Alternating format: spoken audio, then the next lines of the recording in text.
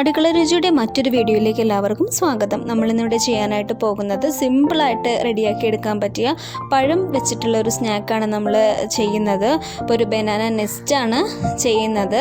വളരെ പെട്ടെന്ന് ഉണ്ടാക്കിയെടുക്കാനായിട്ട് പറ്റും. അപ്പോൾ ഇതെങ്ങനെയാണ് ചെയ്യുന്നതെന്ന് നോക്കാം. അപ്പോൾ ഈ സ്നാക്ക് ഉണ്ടാക്കുന്നതിന് വേണ്ടിയിട്ട് നമ്മൾ നല്ല പഴുത്ത ഏത്തപ്പഴമാണ് എടുത്തിരിക്കുന്നത്. അപ്പോൾ ഇങ്ങനത്തെ സ്നാക്കൊക്കെ ഉണ്ടാക്കുമ്പോഴത്തേക്കും നല്ല പഴുത്ത പഴം തന്നെ എടുക്കുന്നതാണ് കേട്ടോ ബെറ്റർ.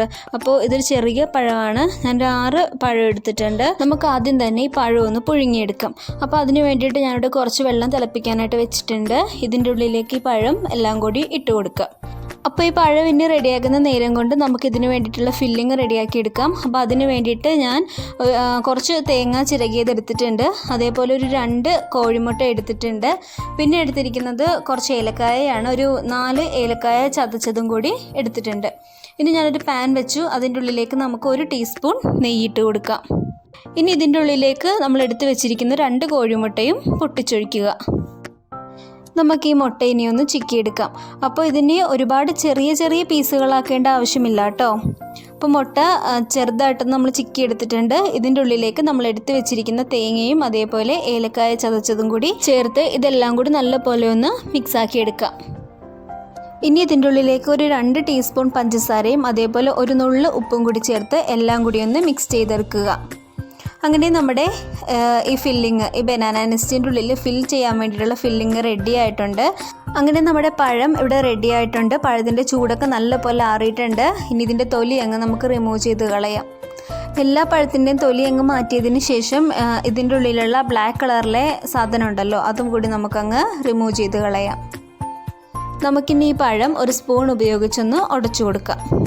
അങ്ങനെ പഴം നല്ലപോലെ നമ്മൾ ഉടച്ചെടുത്തിട്ടുണ്ട്. ഇനി ഇതിൻ്റെ ഉള്ളിലേക്ക് ഒരു 2 ടേബിൾ സ്പൂൺ മൈദയാണ് ചേർത്ത് കൊടുക്കുന്നത്.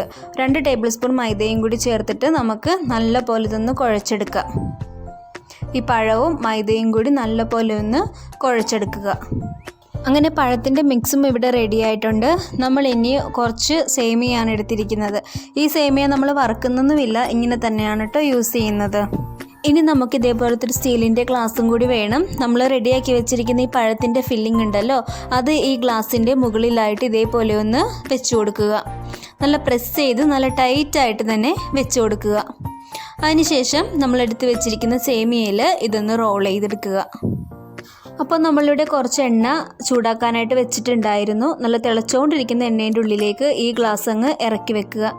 അതിനുശേഷം നമുക്ക് ഈ ഗ്ലാസ് ഒന്ന് ചുറ്റിച്ച് കൊടുക്കാം. നല്ല പോലെ ഒന്ന് ഈ ഗ്ലാസ് ഒന്ന് ചുറ്റിച്ച് കൊടുക്കുക. മീഡിയം ഫ്ലെയിമിൽ വെച്ച് വേണം ഇങ്ങനെ ചെയ്യാനായിട്ട്. കുറച്ച് സമയം ഇങ്ങനെ തന്നെ വെച്ച് കൊടുക്കുക. അതിനുശേഷം ഒരു സ്പൂൺ യൂസ് ചെയ്തിട്ട് നമുക്ക് ഈ പഴത്തിൻ്റെ മിക്സ് ഇതിൻ്റെ ഉള്ളിലേക്ക് ഇട്ട് കൊടുക്കാം.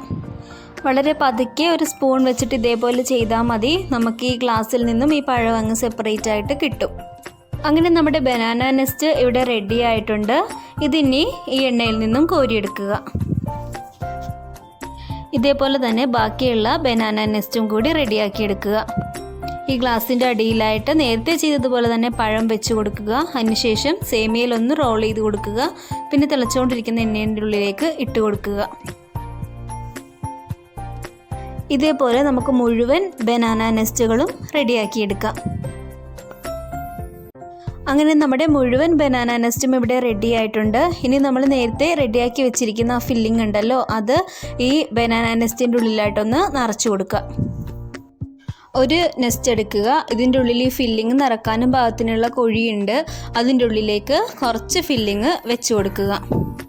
ഇത്രയേ ഉള്ളൂ. സിമ്പിളായിട്ട് ഉണ്ടാക്കിയെടുക്കാനായിട്ട് പറ്റിയൊരു റെസിപ്പിയാണിത്. നേരത്തെ പറഞ്ഞതുപോലെ തന്നെ കുറച്ച് ഇൻഗ്രീഡിയൻസ് മാത്രമേ ആവശ്യമായിട്ടുള്ളൂ. ഇതേപോലെ ബാക്കിയുള്ളതിൽ കൂടി ഈ ഫില്ലിംഗ് അങ്ങ് നിറച്ചു കൊടുക്കാം. അപ്പോൾ ഇത് നിങ്ങൾക്ക് ഈ ഒരു റെസിപ്പി ഇഷ്ടമായിട്ടുണ്ടെന്ന് ഞാൻ വിചാരിക്കുന്നു. അതേപോലെ നല്ല ക്രിസ്പിയാണ്, നല്ല ടേസ്റ്റിയാണ് കഴിക്കാനായിട്ട്. അപ്പോൾ ഇത് ട്രൈ ചെയ്ത് നോക്കിയിട്ട് ഫീഡ്ബാക്ക് പറയുക. അതേപോലെ വീഡിയോ ഇഷ്ടമായാൽ ലൈക്ക് ചെയ്യുക, ഷെയർ ചെയ്യുക. അതേപോലെ താഴെ കാണുന്ന റെഡ് കളറിലെ സബ്സ്ക്രൈബ് ബട്ടൺ കൂടി ഒന്ന് പ്രസ് ചെയ്യുക. നമുക്ക് മറ്റൊരു വീഡിയോയുമായി കാണാം. താങ്ക്